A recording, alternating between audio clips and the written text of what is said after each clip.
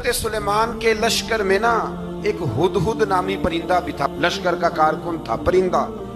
हुदहुद गायब था तो हजरत सुलेमान कहने लगे किधर गया वो हुदहुद, नजर ना आज आया सख्त सजा दूंगा, यहां तो कोई अच्छी खबर लाएगा।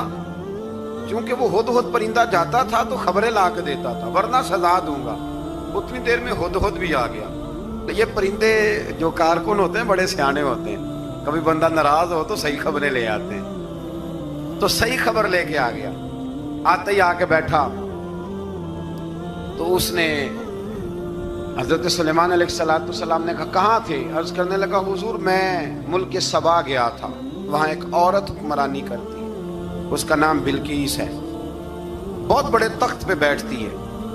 80 गज उसका तख्त लंबा है, 40 गज चौड़ा है और शायद 80 मान के 80 टन उसका वजन है।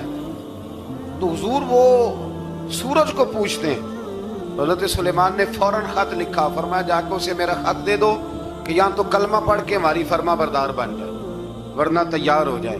जो अल्लाह के गैर को पूछते हैं हम उनके खिलाफ जंग करेंगे। वो जब लेके गए ना खत, ये हुदूद गया तो वो मीटिंग कर रही थी, उसके वजीर मशीर सारे बैठे थे। इसने जाके खत फेंक दिया मलका बिल्कीस की झोली में। उसने खत पढ़ा तो डर गई, वजीरों को बुलाया। हजरत सुलेमान, कुरान कहता है हजरत सुलेमान ने कहा था खत फेंक के ना तो साइड पे होके सुनना वो क्या कहता। बंदों के लिए मना है, परिंदों के लिए जायज है। बंदों के लिए मना है साइड पे होके सुनना।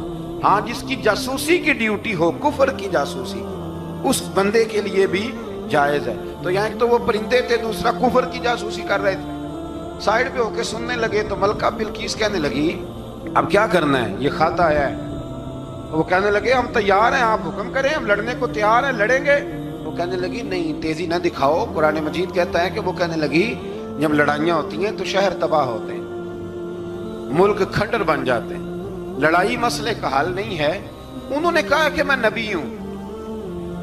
एक दफा आजमा लेते हैं कि नबी हैं कि नहीं, माज़अल्लाह आजमा लेते हो। कहा कैसे? कहने लगी तोहफे ताए भेजते हैं, अगर माल पर दिल ललचा गया तो फिर नबी नहीं बादशाह है, और अगर माल पर दिल ललचाया ना तो फिर अल्लाह के कामिल बनते। ये फर्क उसने उस वक्त बयान किया। उसने 500 कनीजे, 500 गुलाम, बड़े शानदार लिबास पहना के 500 घोड़ा बड़ा तगड़ा, उसके ऊपर माल व असबाब रख के तैयारी करा के हजरत सुलेमान की तरफ भेजा। हुदहुद पहले से खबर लेके आ गया। हुजूर उसने ये प्रोग्राम बनाया है। वो जब आया सारा कुछ तो हजरत सुलेमान देख के जलाल में आ गए। फरमाने लगे उसे जाके कह दो तू मुझे क्या तोहफे भेजेगी, मेरे रब ने मुझे माला माल फरमाया हुआ है, ने माला माल किया मेरे मालिक ने। जा उसे जाके कह तू क्या तोहफे देगी। जब रब देता है तो फिर कोई कमी ना ना वो नहीं छोड़ता। बंदे क्या दे सकते हैं? बंदे तो बेचारे 10 दे के तो 10 दिन उनकी आंखें नहीं खुलती। फरमाया जो अल्लाह ने जो दिया है क्या बात है उसके देने की। तो फरमाया उसे कहो या फरमाबरदार होके आ जाए या जंग के लिए तैयार हो जाए, हम उसे उसके शहर से जलील करके निकाल देंगे। उसने जाके जब पैगाम दिया तो और उन लोगों ने भी आके बताया कि वहां तो हम अजीब मंजर देख के आए हैं कि जानवर भी हाथ बांधे खड़े हैं, वहां तो जिन्नात, सरकश जिन्नात खड़े।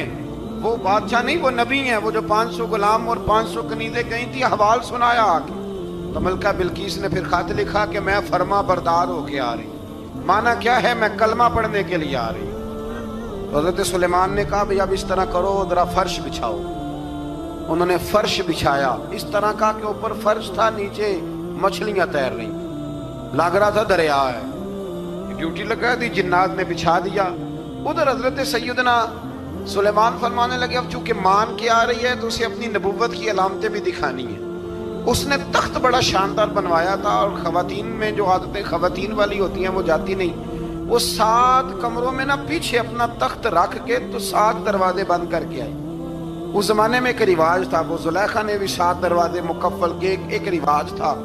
एक कमरा, फिर कमरे के पीछे कमरा, फिर उसके पीछे कमरा, फिर उसके पीछे कमरा, और उसको बड़े मोटे ताले लगाए जाते थे। और फलसफा ये था कि एक ताला तोड़ेगा कोई तो जब तक सिपाही आ जाएंगे, और अगर उसके तोड़ने तक ना आए तो दूसरे के तोड़ने तक आ जाएंगे, और उसके तोड़ने तक ना आए तो 7वें तक तो आ ही जाएंगे। ये उन लोगों का नफसियाती मामला था, सोच थी। 7 کمروں میں مکفل کر کے نا وہ نکلی تو حضرت سلیمان علیہ السلام کہنے لگے بھئی مجھے اس کا تخت چاہیے اس کے آنے سے پہلے. اس کے آنے سے اس واقعے کی کیا ضرورت تھی قرآن پاک میں؟ یہ کیا حاجت تھی یہ تخت والی ساری بات قرآن نے کیوں بیان کی؟ پوچھیں آپ اپنے دل سے بھی اور انکار کرنے والے منکرین سے بھی، اس کی کیا ضرورت تھی؟ وہ جو کہتے ہیں جی ولی کی کرامت کی کیا ضرورت ہے، سیدھی سیدھی نماز پڑھو، روزہ رکھو، حج کرو، زکوٰۃ دو، تو پوچھو ان سے ایک سورت نمل کے اندر اس ساری تفصیل کی کیا ضرورت تھی؟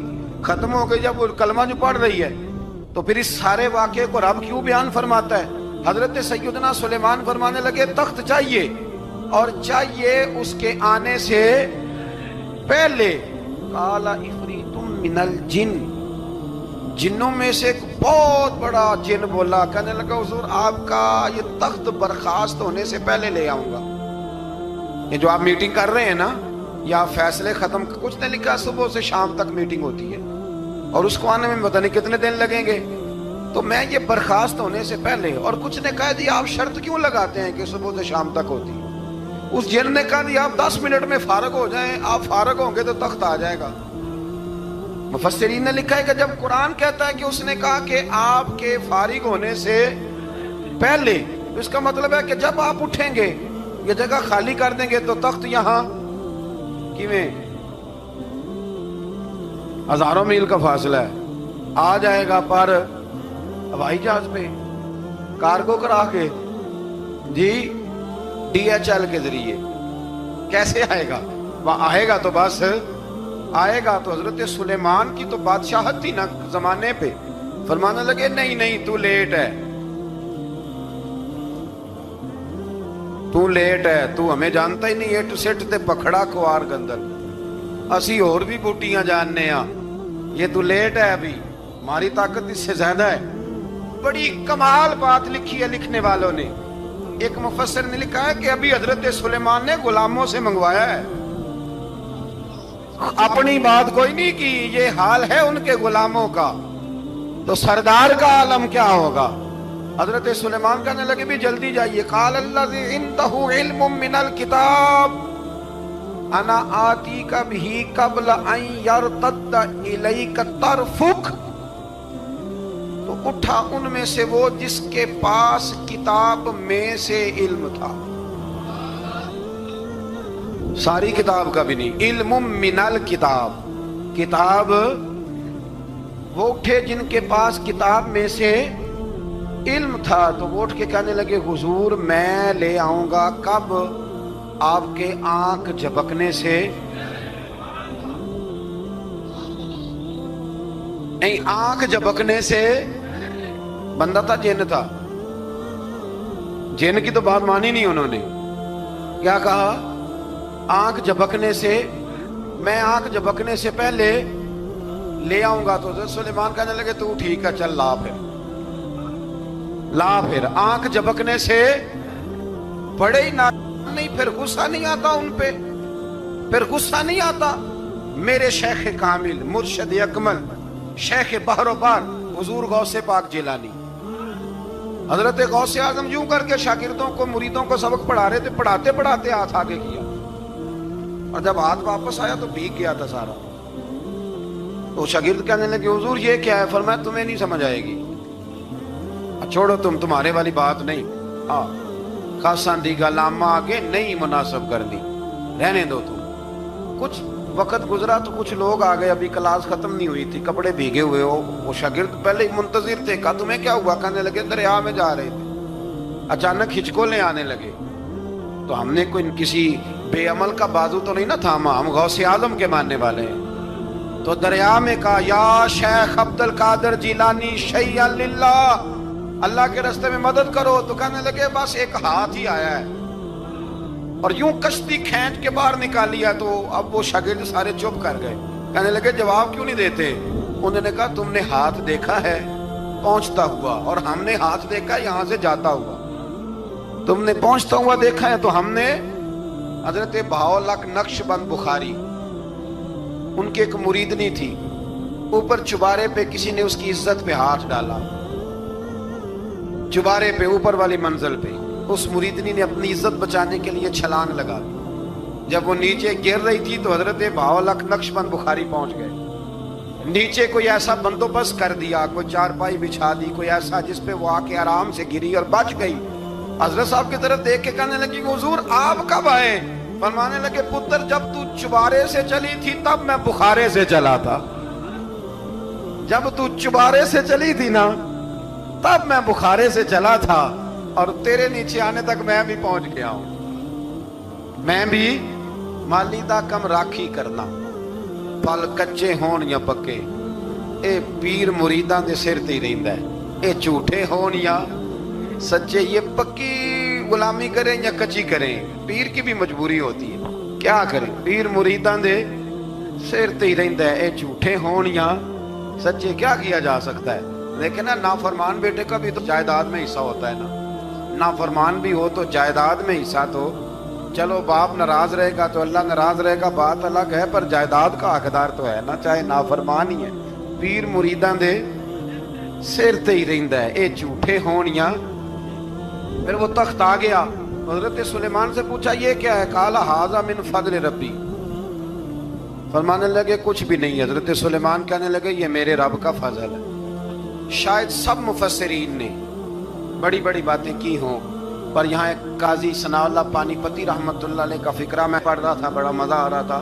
काजी साहब फरमाने लगे इस आयत पे, काजी साहब कहते हैं जिन पर निरा फजल था, आज़म मिन फजल रब्बी, निरा फजल, फरमाया उनकी तो इतनी ताकत है कि वो हजारों मील दूर से 80 गज लंबा 80 गज चौड़ा तख्त आंख झपकने से पहले ले आते हैं। और जिनके बारे में अल्लाह फरमाते हैं बश्शिरिल मुमिनीना बिअन्ना लहुम मिनल्लाहि फदलन कबीरा।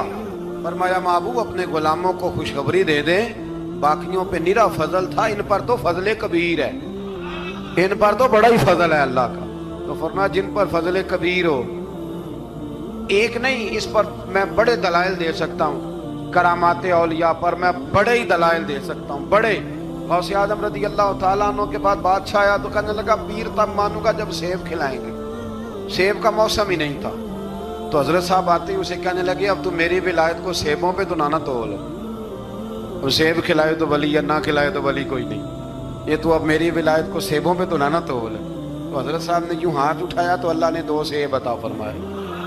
तो वहां जुमला है हुजूर गौसे आजम का, फरमाने लगे अगर अल्लाह हजरत मरियम सलामुल्लाह जो बनी इसराइल की वलिया हैं, वली है ना, वो नबी तो नहीं ना, औरत नबी नहीं हो सकती। फरमाया अगर अल्लाह उन्हें बगैर मौसम के फल दे सकता है, मैं तो मोहम्मद अरबी का नौकर हूं। फरमाया अब ना 2 सेब आए थे, तो वो कहने लगा मेरे तो दिल में 1 सेब था ना, तो हुजूर गौसे आजम ने ना 1 सेब मुझे दिया, 1 मैंने खाया तो 1 गौस पाक खाने लगे। कहते हैं मैंने मुंह में रखा तो तुर्श था, तो मेरे चेहरे का वो रंग देख के ना, असर देख के तलखी महसूस, तो गौसे आजम कहने लगे मेरे वाला खा।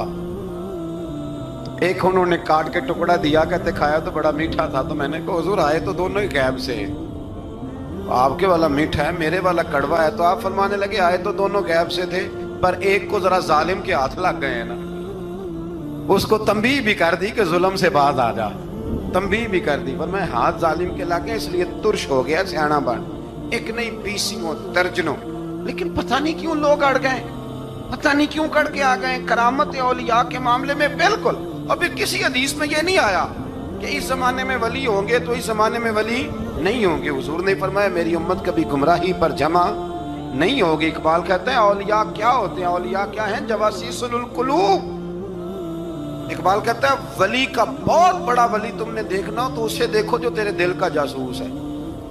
चलो ये मुश्किल बात है, मैं नहीं छेड़ता, लेकिन जो तेरे वो जासूसी करता है, पर करता है तेरे दिल की, वो तेरे दिल का जासूस होता है वली। और उस पर हुजूर की हदीस है, फरमाया इसकी फिरासत कल्बी से डर, ये अल्लाह के नूर से देखता है, डर इसकी फिरासत कल्बी से, अल्लाह तौफीक अता फरमाए। 12 इस वली का नाम था आसफ बिन बरखिया। आसफ बिन बरखिया जी हजरत सुलेमान के वजीर थे। वो आई मलका बिल्कीस, और जब वो आई ना तो उसने देखा कि ये तो आगे सामने हजरत सुलेमान बैठे, और जो रास्ता है ना दरमियान में वो फर्श है कि दरिया है, समझ नहीं आ रही। तो उसने ना अपना यूं करके ऊपर کپڑا اٹھانا شروع کر دیا کہ نیچے پانی ہے. تو حضرت سلیمان کہنے لگے چلتی آ, نیچے کچھ بھی نہیں. اس نے پیر رکھا, نیچے مچھلیاں بھی تیرتی جا رہی تھیں. حضرت سلیمان علیہ الصلوۃ والسلام, آج بھی اللہ نے توفیق دی ہے نا, لوگوں نے اس طرح کی تعمیرات بعد میں کی ہیں, لیکن اس کے موجد, اس کے پہلے بنانے والے حضرت سلیمان ہیں اللہ کی دی ہوئی توفیق سے. تو وہ ملکہ آپ کے پاس آئی, پھر وہ آپ کی فرما بردار ہو گئی, اور بعد مفسرین نے یہ لکھا ہے کہ اس نے جب کلمہ پڑھا تو پھر اس کا نکاح بھی حضرت سلیمان سے ہوا. حضرت سیدنا لقمان اپنے بیٹے کو نصیحت کرتے ہیں, اور قرآن مجید نے سورہ لقمان کے اندر آپ کی ان نصیحتوں کا ذکر فرمایا ہے. اللہ کریم نے ارشاد فرمایا کہ حضرت لقمان, ان کی جو بات انہوں نے اپنے بیٹے کے ساتھ کی, فرمایا وَلَا تُصَعِّرْ خَدَّكَ لِلنَّاسِ, اے میرے بیٹے لوگوں کے ساتھ اپنے رخ کو نہ پھیرا کر, غرور کے ساتھ اپنے لب و لہجے کو پھیر نہ لیا کر لوگوں کی طرف سے, اور وَلَا تَمْشِي فِي الْأَرْضِ مَرَحًا, اور زمین پر اکڑ اکڑ کے نہ چلا کر. تکبر کے ساتھ اپنے لب و لہجے کو لوگوں سے پھیر نہ لیا کر, اور زمین پر اکڑ کے بھی نہ چلا کر. جناب لقمان اپنے بیٹے کو نصیحت فرما رہے ہیں, اور اللہ نے اس کا ذکر قرآن مجید میں فرمایا ہے. اسلام ہماری تربیت کرتا ہے ہر موقع پر, اور ہمیں اسباق پڑھاتا ہے زندگی ساری گزارنے کے لیے. انسان کی بات کا دوسرے پر بڑا اثر ہوتا ہے, لیکن اس کی بات کے ساتھ ساتھ اس کے لہجے کا بھی بڑا اثر ہوتا ہے. کھانے کا بھی بڑا اثر ہے, لیکن کھانا آپ کس برتن میں رکھ کے دے رہے ہیں اس کا بھی بڑا اثر ہے. آپ نے کھانا کس طرح سجایا ہے, کس جگہ کسی کو بٹھایا ہے, اس کا بھی بہت زیادہ اثر ہے. اسلام یہ کہتا ہے کہ آپ کا جو لب و لہجہ ہے وہ ہمیشہ اچھے اخلاق والا ہونا چاہیے. لہجے جو ہوتے ہیں نا, لہجے, لب و لہجہ, وہ بڑی تاثیر رکھتا ہے, بڑا اثر رکھتا ہے. چھوٹا سا بچہ ہوتا ہے, دودھ پیتا ہے, ابھی نونہال بچہ ہے چھوٹا سا, ابھی اسے پتہ نہیں ہے کہ کون سی بات کا کیا معنی ہے. اسی بچے کے آپ نے گال پہ محبت کے ساتھ ہاتھ پھیرا تو وہ ہنس دیتا ہے, لیکن اگر آپ غصے کے ساتھ اس کی گال پہ ہاتھ لگاتے ہیں تو وہ رو دیتا ہے. آپ میری بات کو سمجھیں گے, ابھی اس کو لفظوں کے مفاہیم کا نہیں پتا, معانی سے ابھی وہ آگاہ نہیں ہے, معنی نہیں جانتا, پر آپ نے کس لہجے کے ساتھ اس سے پیار کیا یہ اسے پتا ہے. یہ جو لہجہ ہوتا ہے نا, لہجہ, اخلاق آپ کا, یہ بڑا اثر کرتا ہے. آپ نے گفتگو کی, لیکن اس گفتگو میں آپ کا انداز کیا تھا, لب و لہجہ کیا تھا. کچھ لوگ کہتے ہیں میں نے کوئی غلط بات کی ہے, بالکل ٹھیک بات کی ہے. بھئی آپ کی بات ٹھیک تھی, پر آپ کا انداز ٹھیک نہیں تھا. جہاں بات ٹھیک ہونا ضروری ہے نا, وہاں انداز ٹھیک ہونا بھی بڑا ہی ضروری ہے. آپ کے لہجے کا خوبصورت ہونا اور آپ کے لفظوں کا حسین ہونا بھی بڑا ہی ضروری ہے. اگر آپ تھوڑا سا معاشرے میں غور کریں تو کچھ لوگ ایسے ہیں جو طبعاً نہیں بیچارے دنیا میں آئے ہی شکوہ کرنے کے لیے. ان کے لہجے سے نہ ترش روئی برستی ہے, تلخی ہے. وہ جی میں فلاں آدمی کے پاس گیا تو اس نے میری بات نہیں سنی, فلاں شخص سے میری ملاقات ہوئی, میں نے وقت گزارا پر وہ بندہ ٹھیک نہیں نکلا, فلاں کے ساتھ میں آگے بڑھنا چاہ رہا تھا پر میرے معاملات چل نہیں سکے. تو بھئی آپ دوسروں کو ناپتے اور تولتے رہے, آپ کو یہ دیکھ لینا چاہیے تھا کہ آپ کا انداز فکر ہی کہیں غلط نہ ہو.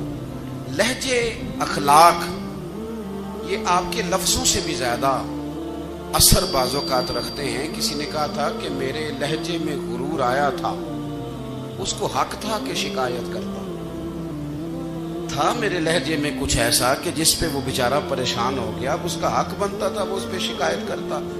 تو میرے عزیز, آپ بات کو یاد رکھیں گے کہ جو اخلاق ہے, آپ کا جو اخلاق ہے, جو آپ کا کردار ہے, وہ اپنی ایک خوبصورتی رکھتا ہے. اس لیے میرے نبی پاک صلی اللہ تعالی علیہ وآلہ وسلم نے فرمایا تم میں کامل مومن وہ ہے جس کا اخلاق زیادہ اچھا ہے. جو کہانیاں زیادہ سناتا ہے وہ نہیں، جو اپنی خدمات زیادہ بتاتا ہے وہ نہیں، جو باقی سب کی نفی کر کے کہتا ہے کہ دنیا میں کوئی بندہ ٹھیک نہیں صرف میں ٹھیک ہوں، وہ والا بندہ نہیں. بلکہ فرمایا جس بندے کا اخلاق زیادہ اچھا ہے. اخلاق دیکھیں، یہ جو آپ کا لہجہ ہوتا ہے نا، یہ بہت زیادہ اثرات مرتب کرتا ہے آپ کے گھر پہ بھی باہر بھی. آپ اگر اپنی گفتگو میں باڈی لینگویج کو تھوڑا سا اچھا رکھیں، کچھ لوگ ایسے ہوتے ہیں جو بات بڑی صحیح کرتے ہیں پر کچھ زیادہ ہی باتیں کرتے ہیں، تو وہ زیادہ باتیں کرنے کی وجہ سے ان کی جو صحیح باتیں ہوتی ہیں ان کا بھی وزن خراب ہو جاتا ہے، کیونکہ وہ زیادہ باتیں کرتے ہیں، ہر وقت بولتے ہیں، ہر وقت بات کرتے ہیں. تو جب وہ ٹھیک بات بھی کر رہے ہوں تب بھی ان کی بات کا لوگ اثر قبول نہیں کرتے. لیکن اگر ان کا لہجہ باوقار ہو، بات وہ تھوڑی کریں پر جتنی کریں ذرا سونی کر کے کریں، گفتگو میں خود بخود اثر پیدا ہو جائے گا، بات اچھی لگے گی. اخلاقی رویے اگر لوگوں کے زیادہ اچھے ہو جائیں، ایک تو مسکرانے کا بل کوئی نہیں آتا، اس کے پیسے کوئی نہیں لگتے، اور یہ بھی شکر ہے ابھی تک اس پر ٹیکس بھی کوئی نہیں، یہ بھی مقام تشکر ہے. تو اگر آپ بات کریں اور اس میں تھوڑی سی مٹھاس پیدا کر لیں، آپ تھوڑی سی بات میں نا مٹھاس. میرے ایک کلاس فیلو ہیں، تو وہ تقریر کر رہے تھے اور میں سن رہا تھا، تو مجھے بعد میں کہنے لگے آپ تبصرہ کریں میں نے کیسی تقریر کی ہے. یہ ہوتا ہے نا جی، بعض اوقات دوست بیٹھتے ہیں بے تکلف تو کئی دفعہ کچھ باتیں ایسی ایک دوسرے کے ساتھ کرتے ہیں. تو مجھے کہنے لگے آپ بتائیں کہ میں بات کر رہا تھا تو کیسی تھی. تو میں نے کہا جب آپ بات کر رہے تھے تو میں ڈر رہا تھا، مجھے لگ رہا تھا کہیں آپ لڑ نہ پڑیں. بھئی آپ اطمینان سے بات کریں، آپ تسلی سے بات کریں، آپ خندہ پیشانی کے ساتھ بات کریں. میرے نبی پاک صلی اللہ تعالی علیہ وسلم نے فرمایا، مسلم شریف کی حدیث ہے، حضور فرماتے ہیں نیکی کو کبھی چھوٹا نہیں سمجھنا، نیکی کو حقیر نہیں سمجھنا. کچھ نہ ہو سکے تو اپنے بھائی سے مسکرا کے بات ہی کر لیا کرو. بات کرو تو تمہارے لہجے میں ترش روئی نہ ہو. بعض اوقات آپ تلخ بات کرتے ہیں، آپ کا لہجہ تلخ ہوتا ہے تو آپ کی صحیح بات بھی قبول نہیں کی جاتی. لیکن اگر آپ کے لہجے میں مسکراہٹ ہو، آپ کے لہجے کے اندر خوبصورتی ہو، تو آپ کے اپنے بھی آپ کے بیگانے بھی سب کے سب آپ کی بات کو تسلی کے ساتھ سمجھنا وہ گوارا کریں گے. اسی طریقے سے ہمارا دل کرتا ہے کہ لوگ ہماری بات سنیں، ہمارے گرویدہ ہوں، ہم جو پیغام دینا چاہتے ہیں وہ پیغام لوگ اچھے طریقے سے قبول کریں، اس پر لوگوں کی توجہ زیادہ ہو، یہ ہمارا شوق ہوتا ہے. اور دنیا میں اب تو فیمس ہونے کا شوق بڑا بڑھ گیا ہے، اب بڑا بڑھ گیا ہے. اب تو لوگوں کو نا شاید لوگ مقبولیت اسی کا نام لیتے ہیں کہ میرے اتنے لائکس ہیں، اتنے فالور ہیں، اتنے سارے لوگ ہیں تو شاید میں بڑا مقبول ہوں. یاد رکھنا، قابلیت سے زیادہ قبولیت ضروری ہوتی ہے. فالور کیا کریں گے اگر رب بھی راضی نہ ہوا تو؟ لائکس کیا کریں گے؟ اگر تو قبول ہو جائے تو پھر چلو کسی لائکس کا بھی فائدہ ہے، کسی فالور کا بھی. اور اگر قبول نہ ہو تو پھر کوئی فائدہ. جنوں پریتم اپنا آنکھ ہی نہ ہو، وہ اجے سہاگن ہو ہی نہیں. تو جب وہ قبول کر لے پھر تو بڑی بات ہے، اور اگر قبولیت نہ ہو تو پھر بڑے بڑے مجمع بھی کوئی فائدہ نہیں دیتے. ہماری خواہش ہوتی ہے کہ لوگ ہمیں جانیں، لوگ ہمیں پہچانیں، ہمارا بڑا نام ہو، ہمارا بڑا ذکر ہو، ہمارے بڑے تذکرے ہوں. تو میرے نبی پاک صلی اللہ تعالی علیہ وسلم نے ارشاد فرمایا، حضرت ابو ہریرہ رضی اللہ تعالیٰ عنہ روایت کرتے ہیں، حضور فرمانے لگے تم مال کے ذریعے لوگوں کو اپنا گرویدہ نہیں بنا سکتے، پیسے دے کے لوگوں کو پیچھے نہیں لگا سکتے. کتنے کو دو گے؟ دیکھیں نا، پیسوں سے تو بندے کا لالچ شروع ہو جاتا ہے. ایک دفعہ دیں، پھر دوسری دفعہ دیں، پھر تیسری دفعہ دیں. روز دیں گے تو بندہ راضی ہوگا، اور اگر آپ نے 99 دفعہ دیا، ایک دفعہ نہیں دیا تو وہ ناراض ہو جاتا ہے. تو کتنا کو لالچ پورا کریں گے؟ تو حبیب پاک علیہ الصلوۃ والسلام فرمانے لگے تم पैसे दे के लोगों को अपना गर्विदा नहीं कर सकते। हाँ, खंदा पेशानी से, हुस्ने अखलाक से मिलोगे तो लोग तुम्हारे गर्विदा हो जाएंगे। तुम्हारा अखलाक, तुम्हारी खंदा पेशानी, तुम्हारा अच्छा किरदार, ये लोगों को गर्विदा कर सकता है। मालो दौलत से लोग गर्विदा नहीं होते। तो हमारा वो जो रोजमर्रा का लोगों के साथ ताल्लुक है, लबो लहजा है। मैंने देखा है बहुत सारे लोग ऐसे हैं जिनके साथ लोग आना जाना, मिलना बैठना आहिस्ता आहिस्ता छोड़ देते हैं। और वो किस लिए छोड़ देते हैं? वो उनके रवैये की वजह से छोड़ देते हैं, उनके अंदाजे फिक्र की वजह से छोड़ देते हैं, उनके शिकवों की वजह से छोड़ देते हैं। मिजाज होता है ना हमारा कि हमें शौक होता है ताल्लुक ज्यादा लोगों के साथ हो, और फिर ये भी शर्त होती है कि मैं जिसके पास जाऊं वो मुझे यही कहे कि तू मेरे साथ ही प्यार कर। एक साहब मुझसे कहने लगे कि ये मैं महफिल कराता हूं, आप भी तशरीफ लाएं, और मैं 20 उलमा को बुला चुका हूं और बड़े बड़े नामवर नाम उन्होंने मेरे सामने लिए।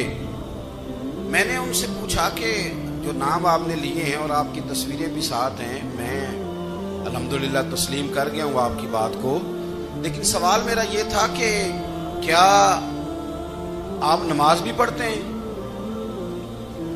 21 उलमा को आपने बुलाया या 20 को बुलाया और बड़े बड़ों को बुलाया, और मुझे भी आप दावत पेश कर रहे हैं, और नमाजी भी आप हैं, नमाजी भी हैं। कहने लगे आप दुआ करें मैं नमाज पढ़ना शुरू कर दूं। मैंने उनसे कहा खुदा के बंदे, अब अगर तू किसी और को बताएगा कि 20 इतने इतने बड़े लोगों से मेरा ताल्लुक कर, पढ़ता मैं नमाज भी नहीं, तो लोग क्या सोचेंगे कि 21 मौलवी मिल के भी एक बंदे को नमाजी नहीं बना सके। तो आप अपने लबो लहजे से सिर्फ बातों से गर्विदा किसी को कर लेंगे। आप ये देखें कि अखलाक किस तरह का है, लहजा किस तरह का है, आपकी बात करने का अंदाज कितना हसीन है, उस लफ्ज के अंदर हुस्न कितना ज्यादा है। नबी पाक सल्लल्लाहु अलैहि वसल्लम भी तबलीग फरमाते, हम भी तबलीग करते हैं। मैं और आप जब तबलीग करते हैं तो उस तबलीग के अंदर शिकवा होता है और तनकीद होती है, और बाज़ जगह मैंने ये भी देखा है कि तंज होता है, तंज। हम दूसरे को दे दीन की दावत रहे हैं, लेकिन हमारे लबो लहजे से तंज और तुशरुई छलकती है। तू दौलत के पीछे लग गया है, तू बिल्कुल जाहिल है, तू बिल्कुल, तेरे खानदान में से भी कोई नहीं इधर आता। आप तंज कर रहे हैं, आप दावत दीन नहीं दे रहे। दावत दीन तो गुलदस्ते में रख के पेश की जाती है, उसकी तो एक खूबसूरती है, उसका तो एक हुस्न है, उसकी तो अपनी एक जाज़बियत है, उसकी अपनी एक नूरानियत है। सहाबा किराम अलैहिम रिदवान फरमाते हैं कि हज़रत साद बिन मुआज़ रज़ियल्लाहु तआला अन्हु का जनाजा था। अल्लाह के प्यारे महबूब सल्लल्लाहु तआला अलैहि वसल्लम ने जनाजे की इमामत फरमाई, और जनाजे की इमामत के बाद अभी ना कब्र के तैयार होने में कुछ टाइम बाकी था, तो हुजूर जमीन पे तशरीफ फरमा हुए। लोग कब्र की तैयारी में हैं। बाज़ौक़ात होता है ना अभी कब्र नहीं तैयार हुई, तो कहते हैं कि लकड़ी के साथ हुजूर ने जमीन कुरेदनी शुरू कर दी, और देर तक हुजूर ने चेहरा नूर को जमीन की तरफ झुकाए रखा, गोया जमीन शर्फे दीदार हासिल करती रही। देर तक चेहरा नूर झुका रहा जमीन की जानिब, हुजूर ने रुखे नूर को फेर लिया। सहाबा कहते हैं कि हम ना बड़े, जब हुजूर हमारे करीब होते थे तो हमारा ख्याल होता था कि रहमत की बरखा है, अपने अपने हिस्से का करम उड़ेल ले अपने ऊपर। फरमाते हैं मुंतजिर थे कि हुजूर कब हमारी तरफ रुखे अनवर फेरें और हम करीम से कोई बात सुन सकें। इरशाद फरमाते हैं कि हम बड़े शदीद मुंतजिर थे। देर के बाद नबी पाक अलैहिस्सलाम ने चेहरा अनवर उठाया, देर के बाद चेहरा अनवर उठाया। ये देखिए तबलीग हो रही है, और जब हुजूर ने चेहरा अनवर उठाया तो आंखों में आंसू थे, रो रहे थे। और 3 दफा हुजूर ने फरमाया, क्योंकि कब्र तैयार हो रही थी, 3 दफा नबी करीम ने फरमाया, लोगों कब्र आखिरत की मंजिलों में से पहली मंजिल है, इसकी तैयारी कर लो, इसकी तैयारी कर लो, इसकी तैयारी कर लो। 3 दफा हुजूर ने ये जुमले दोहराए। क्यों? एक मैं तबलीग करता हूं और उसमें न दर्द है, न रोना है, न वो लबो लहजा।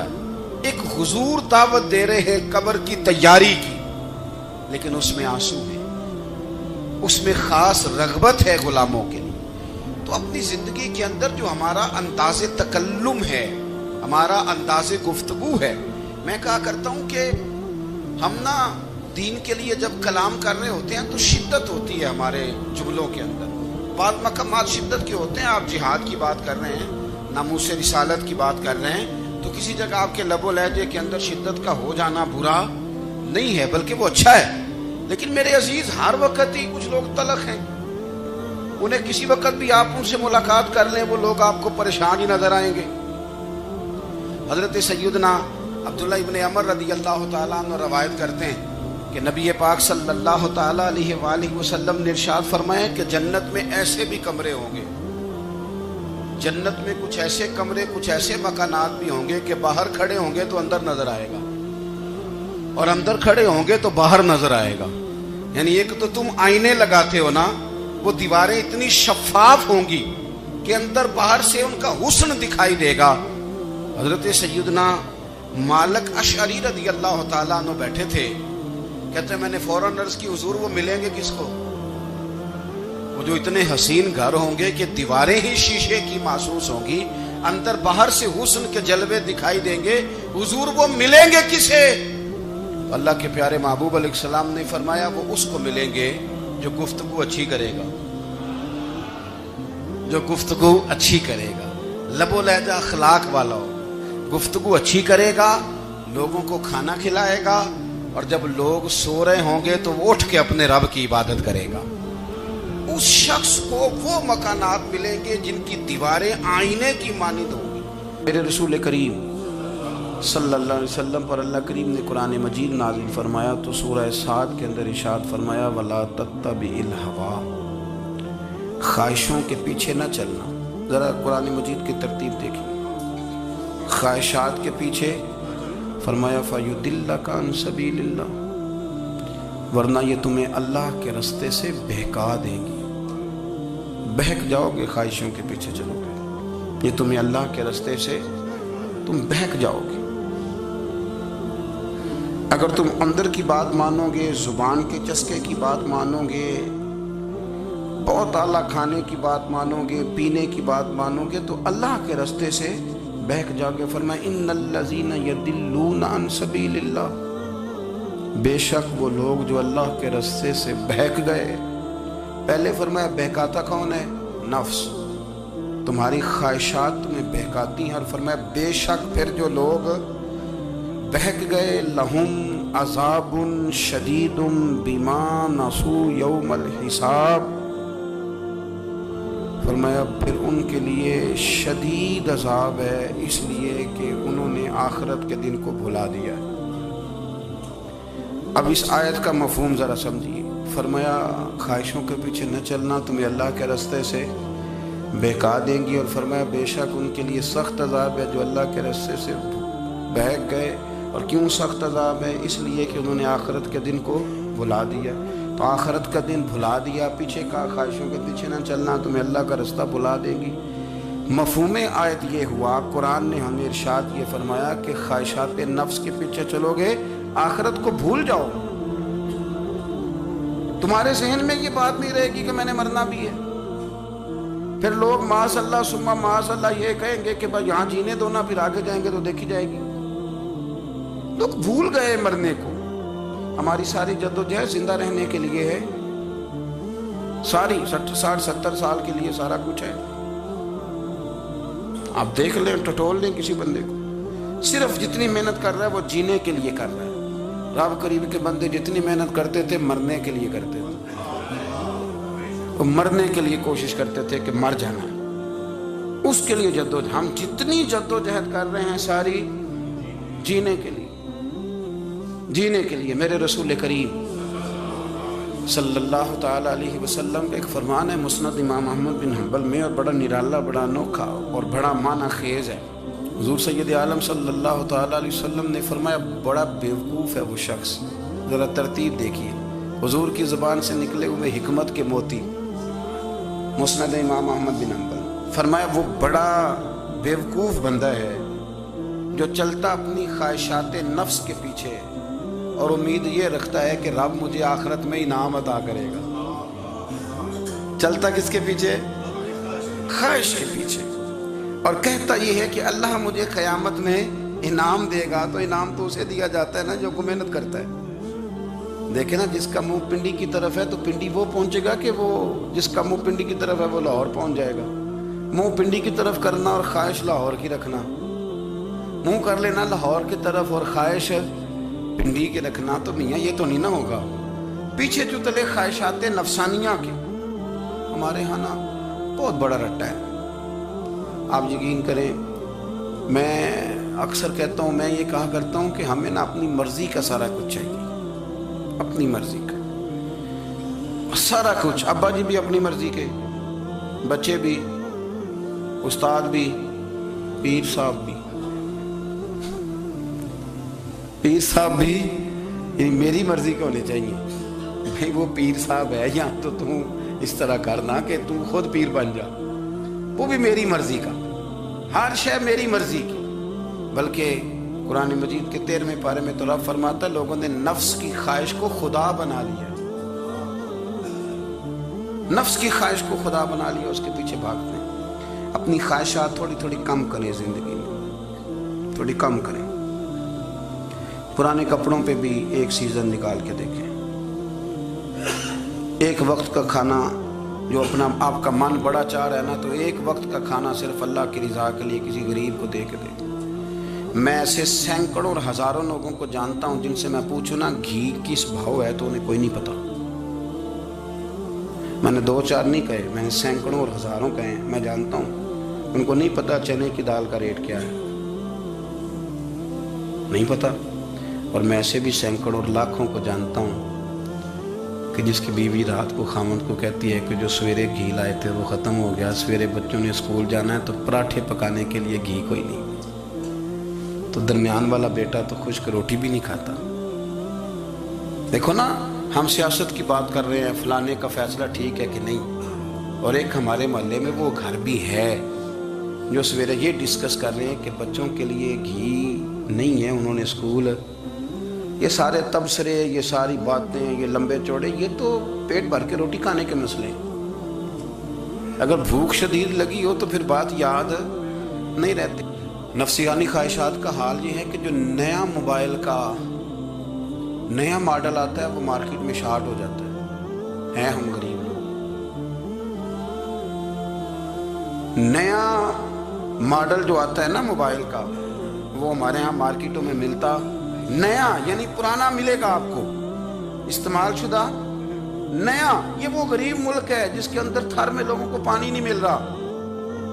اور میرے نفس کی خواہش یہ ہے کہ کہیں مجھ سے پہلے، میں نے اپنے کانوں سے سنی ہے بیویاں کپڑے خریدتی کپڑے کی دکانوں پہ، کہتے چھاٹ ہے تو ڈیزائن بڑے لوگوں پا لیا ہے، وہ دے جو بھی کسی نے، جو میرج ہال زیادہ مہنگا بنتا ہے نا اس میں رش زیادہ ہے۔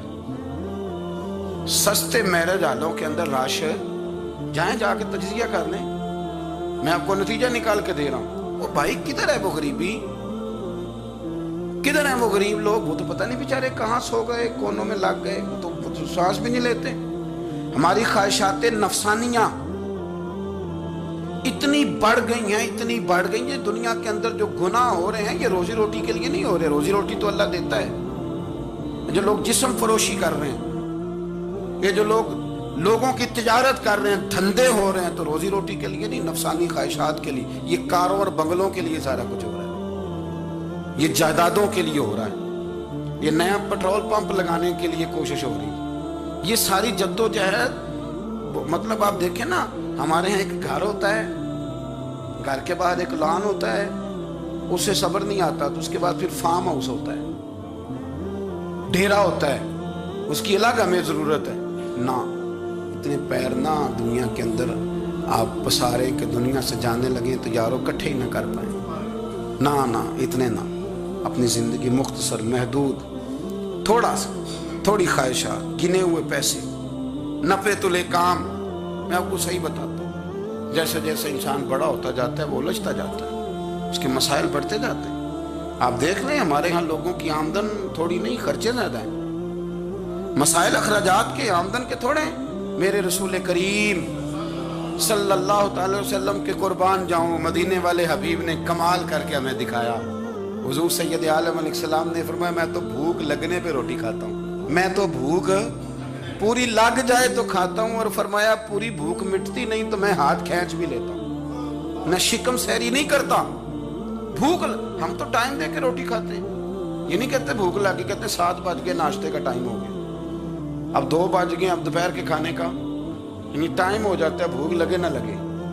अब मगरिब हो गई तो शाम के खाने का अपनी ख्वाहिशात को समेटो, वरना ये गुलाम बना लेगी। मैं आपको सही बताता हूँ, बचपन में जवानी में जिन लोगों ने ख्वाहिशों को नहीं ना समेटा, मैं कुछ ऐसे लोगों को जानता हूँ बुढ़ापा आ गया है, अब वो चाहते हैं कि हम वो गलती छोड़ दें, पर वो रच बस गई है। उनके बच्चे उन्हें कहते हैं अब बस कर, लोग शिकायतें करते हैं, लेकिन चूंकि जवानी में कंट्रोल नहीं किया तो बुढ़ापे में कैसे होगा। हमारी ख्वाहिशात हमारे लिए मुसीबत बन गई हैं। हम कुछ ऐसी बुरी आदतें थी जिनके पीछे लग गए तो तबाह हो गए। वापस आए मेरे रसूल करीम सैयद आलम सल्लल्लाहु अलैहि वसल्लम के गुलामों ने ना अपनी जिंदगी को महदूद करके रखा। महदूद। हजरत सलमान फारसी रदी अल्लाह तआला अन्हु हजरत उमर से मिलने आए। जनाब उमर कहने लगे यार बड़ा काम का बंदा मिलने आया है, कोई मतलब की बात मिलेगी। कुछ जी कहने वाले भी बड़े होते हैं ना, तो उनका वैसे भी हक नहीं बनता कि वो जाके बताएं। कुछ होते हैं जो दोस्त होते हैं, जो बड़े होते हैं, वो कई दफ़ा कुछ बातें बताते हैं, इस्लाह करते हैं, उसमें मज़ा आता है। हज़रत उमर फारूक ने हज़रत सलमान फारसी रदी अल्लाह तआला अन्हु से कहा यार बड़े दिनों के बाद आए हो तो ये तो बताओ मेरे अंदर कोई गलती तो नहीं, मैं हुकूमत कर रहा हूँ, लोग सारे अदल इंसाफ की बातें बता रहे हैं, मेरे तकवे की बातें सुना रहे हैं, कोई गलती? तो सलमान फारसी रदी अल्लाह तआला अन्हु कहने लगे बिल्कुल गलती है उमर, तुम्हारे अंदर बड़ी शदीद है, मुझे बड़ी नापसंद है, और शदीद किस्म की गलती है, नहीं होनी चाहिए थी। हज़रत उमर फरमाने लगे बोलो। अर्ज़ की मदी क्या पूरे 22 लाख मुरब्बा मील में सब जगह गुर्बत खत्म हो गई है? हज़रत उमर कहने लगे नहीं। तो फरमाने लगे मुझे पता चला है कि जब तुम्हारे पास दोपहर का खाना आता है तो सालन के साथ चटनी भी आती है, ये गलती नहीं? तुम्हारी हुकूमत में 22 लाख मुरब्बा मील 24 लाख मुरब्बा मील सारे बंदे पेट भर के रोटी खाने लगे हैं कि नहीं? तो फरमाने लगे हज़रत सलमान फारसी उमर फिर तू 2-2 सालन खाता है एक वक्त में, अल्लाह से डर नहीं आता? तो जनाब उमर फारूक रो पड़े। ये बिल्कुल जायज़ था। इस बात से अगर कोई मना करता है तो जायज़ नहीं दीन में, ये भी मैं आपको बता दूँ। आपके पास जायज़ पहले 6 सालन का है, मैं कौन मना करने वाला, पर वो उमर थे ना, उमर का मनसब और है। हज़रत सलमान फारसी ने जब कहा तो उमर रो पड़े, कहने लगे तू मेरा संगी है, मेरे लिए दुआ कर, मैं अल्लाह की बारगाह में तौबा करता हूँ, आज के बाद ये गलती नहीं दोहराऊंगा।